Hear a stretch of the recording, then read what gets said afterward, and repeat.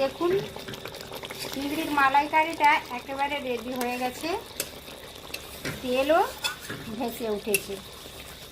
এই পর্যায়ে আধা পাকা কাঁচা লঙ্কা আমি 3টা অ্যাড করে দিলাম।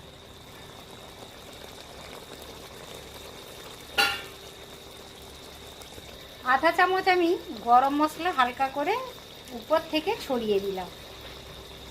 নমস্কার বন্ধুরা, গঙ্গাসাগরের বনেদি রান্না ও পরিবেশ ইউটিউব চ্যানেলে আমার সব দর্শক বন্ধুদের নতুন একটি ভিডিও দেখার আমন্ত্রণ জানালাম। তো দেখুন বন্ধুরা, 600 গ্রাম ওজনের ছোট সাইজের বাগদা চিংড়ি নিয়ে নিয়েছি। আজ আমি বাগদা চিংড়িরই মালাইকারি করব। সবাই তো এই রেসিপিটা খেতে খুবই পছন্দ করে, বাড়ির সবাই এটা খেতে ভালোবাসে, কিংবা কোনো গেস্টকে যদি ডেকে খাওয়ানো যায় তাহলে সেও খুব খুশি হয়ে যায়। তো প্রথমত আমি লবণ হলুদটা মাখিয়ে নেব চিংড়ি মাছে। পরিমাণ মতো লবণ দিয়ে দিলাম। চিংড়ির মালাইকারি খেতে সবাই পছন্দ করে, ছোট থেকে বড়, বড় থেকে ছোট, সবাই ভীষণ ভালোবাসে। চিংড়ির খোসাগুলো বেশ ভালো করে আমি কিছু সময় আগে ছাড়িয়ে নিয়েছি। এবার ভালো করে ঘষে লবণ হলুদটা মাখিয়ে নিলাম। চিংড়িটাতে ভালো করে লবণ হলুদ মাখিয়ে নিয়েছি। এবার এটা সরিয়ে রাখলাম। আর এই দেখুন, চিংড়ির মালাইকারির যেটা প্রধান উপাদান বা উপকরণ, নারকেল। একটা বড় সাইজের ঝুনো পাকা নারকেল আমি মিক্সি থেকে বেটে নিয়েছি। বাটার পরে অল্প উষ্ণ গরম জল দিয়ে ভালো করে চটকে একটা পরিষ্কার কাপড়ে আমি দুধটা ছেঁকে বের করে নিয়েছি। এটা সরিয়ে রাখলাম। এরপরে স্টেপগুলো আমি আপনাদের দেখিয়ে দিচ্ছি। দেখুন, ফোড়নের জন্য কি নিয়েছি, আধা চামচ গোটা জিরে নিয়েছি, 4-5টা লবঙ্গ নিয়েছি, ছোট দুটো দারুচিনি স্টিক নিয়েছি, 4-5টা ছোট এলাচ নিয়েছি, দুটো শুকনো লঙ্কা নিয়েছি, দুটো তেজপাতা নিয়েছি। এর পরের স্টেপ হচ্ছে দুটো বড় সাইজের পেঁয়াজ আমি ছোট ছোট করে কেটে নিয়েছি, একটা বড় টমেটো আমি ছোট ছোট করে কেটে নিয়েছি, অল্প আদা অল্প রসুন আমি পেস্ট করে এনেছি। আমি ছোট করে কেটে রেখেছি, আপনারা চাইলে কোনো গ্রেটারে গ্রেডও করে নিতে পারেন, কিংবা মিক্সি থেকে বেটেও নিতে পারেন, আপনাদের সুবিধে মতো। আর শুকনো মশলাগুলো দেখুন, আধা চামচ করে আছে জিরে গুঁড়ো, ধনে গুঁড়ো আধা চামচ আছে, ঝালের জন্য লঙ্কা গুঁড়োটা আছে আধা চামচ, আর কালারের জন্য কাশ্মীরি লাল লঙ্কার গুঁড়োটা আছে আধা চামচের কম, আর হলুদ গুঁড়োটা আছে আধা চামচের কম।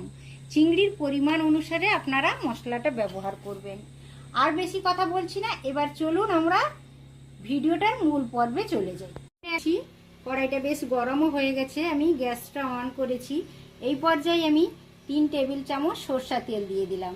আমি রান্নাটা বরাবরই সরষা তেলে করে থাকি। চিংড়ির মালাইকারিটা সরষা তেলে করলেই বেশি ভালো লাগে বন্ধুরা। তেলটা বেশ গরম হয়ে গেছে, আমি গোটা গরম মশলাগুলো আপনাদের দেখিয়ে দিয়েছি, এটাই দিয়ে দিচ্ছি, সবগুলো একসাথেই দিয়ে দিচ্ছি।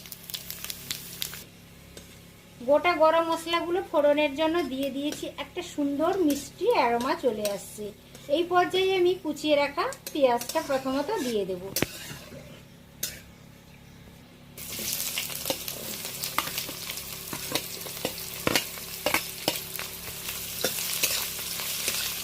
ফোড়নের সাথে প্রথমত আমি পেঁয়াজটা দিয়ে দিয়েছি। পেঁয়াজটা বেশ নেড়ে চেড়ে লালচে করে নেব।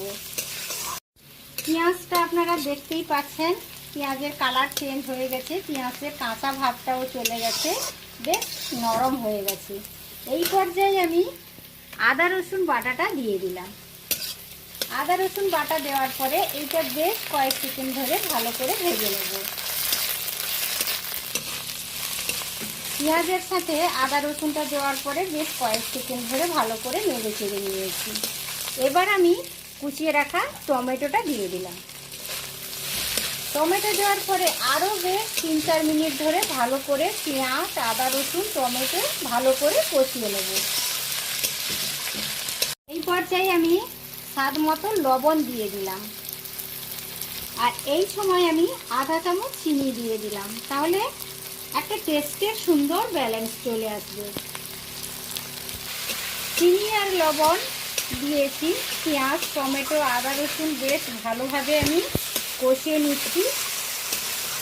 লবণটা দিয়ে দিলে পেঁয়াজ আর টমেটো বেশ তাড়াতাড়ি নরম হয়ে যাবে, ওই জন্য লবণটা ব্যবহার করলাম এই সময়। একটা ঢাকনা চাপিয়ে দিয়েছিলাম। এই দেখুন পেঁয়াজ টমেটো একেবারে গলে গেছে, নরম হয়ে গেছে। দেখে নিশ্চয়ই আপনারা বুঝতে পারছেন তেলটাও রিলিজ করে দিয়েছে। তো এই পর্যায়ে আমি সমস্ত গুঁড়ো মশলাগুলো দিয়ে দেব। পর্যায়ে গ্যাসের ফ্লেমটা একেবারে লোতে আছে। অল্প গরম জল অ্যাড করে আমি মশলাটা ভালো করে কষিয়ে নেব। 1 চামচ মতো আমি গরম জল দিয়ে দিয়েছি। আরও অল্প আমি গরম জল দিয়ে দিলাম। মশলাটা যত ভালো কষানো হবে তরকারিটা খেতে ততই ভালো লাগবে। এই জন্য অল্প অল্প করে দুবার আমি গরম জল দিলাম আর মশলাটাকে ভালো করে কষিয়ে নিচ্ছি। এই দেখুন বন্ধুরা, কষানো মশলা থেকে তেল রিলিজ করতে শুরু করেছে। আপনারা দেখেই নিশ্চয়ই বুঝতে পারছেন।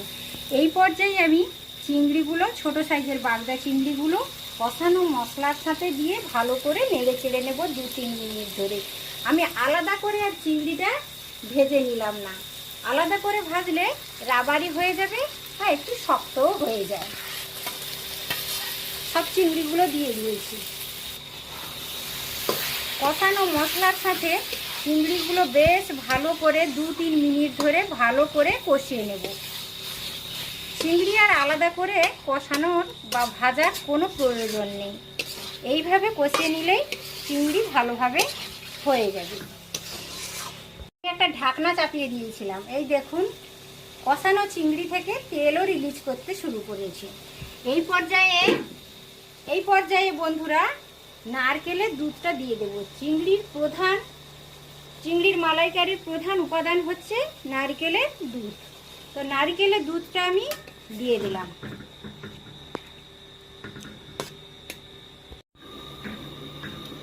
নারকেলের দুধটা অ্যাড করে দিয়েছি।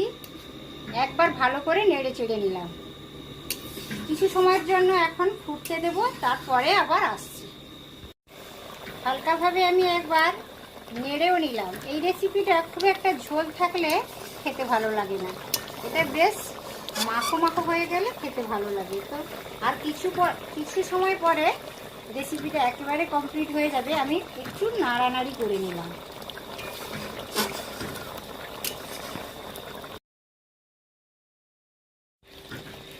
এই দেখুন চিংড়ির মালাইকারিটা একেবারে রেডি হয়ে গেছে। তেলও ভেসে উঠেছে। এই পর্যায়ে আধা পাকা কাঁচা লঙ্কা আমি 3টা অ্যাড করে দিলাম।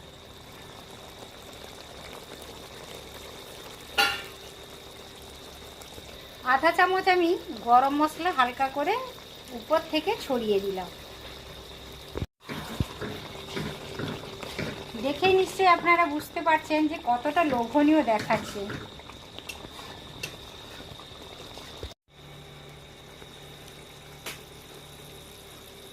এই দেখুন বন্ধুরা, ছোট সাইজের বাগদা চিংড়ির মালাইকারিটা আমার একেবারে রেডি হয়ে গেছে। কতটা লোভনীয় হয়েছে আপনারা দেখেই নিশ্চয়ই বুঝতে পারছেন।